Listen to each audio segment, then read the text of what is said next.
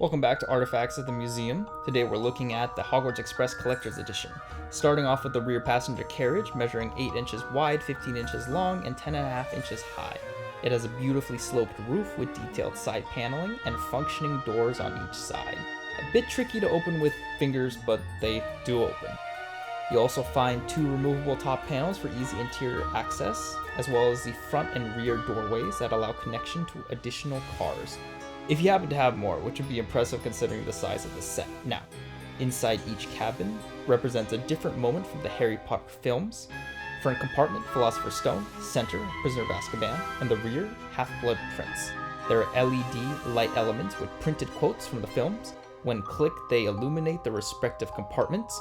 You'll see Draco Malfoy towards the back and the Trolley Witch in the front too. On the opposite side, there's a removable wall panel that will show you the corridor for the compartments. We'll find a Dementor mid-attack, plus Hermione Granger, completing their Prisoner of Azkaban scene. The doors to each of the compartments also open, and there's a center load-bearing frame running along the middle of the car. The door compartments open very smoothly, so just take a peek at that. Let's place Hermione and the Dementor back in carefully. That Dementor tends to fall off pretty easily. It's kind of hard to get it really stuck on the stud it needs to be on.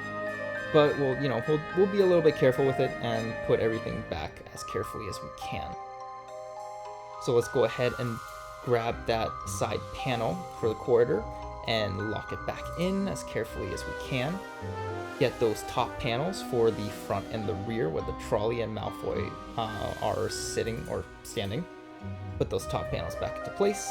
Let's turn the carriage just a little bit so we can get those 3 panels back. The entire passenger car is actually covered with really large windows that resembles the train's design in the films. It's awesome.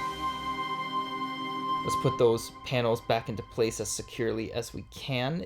The third panel is always a little bit more difficult to put on, so let's close the doors up too, and very smoothly like so.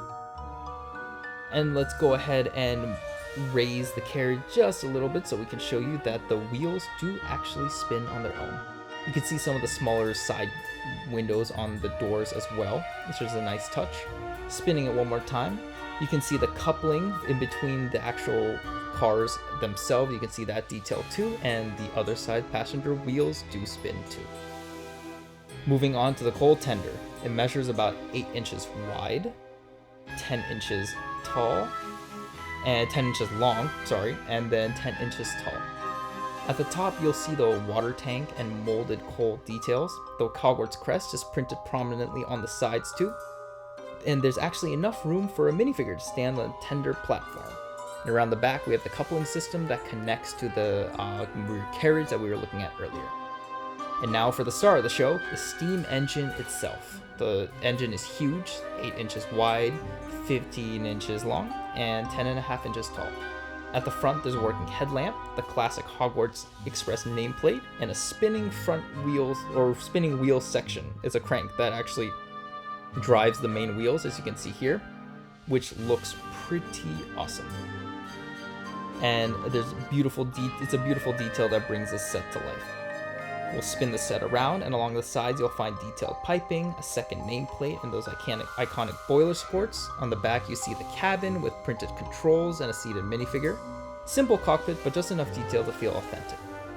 And we'll go ahead and show you the front spinnable wheels. They don't connect with the actual mechanism. So thank you so much for watching. We'll give it a spin and see you next time.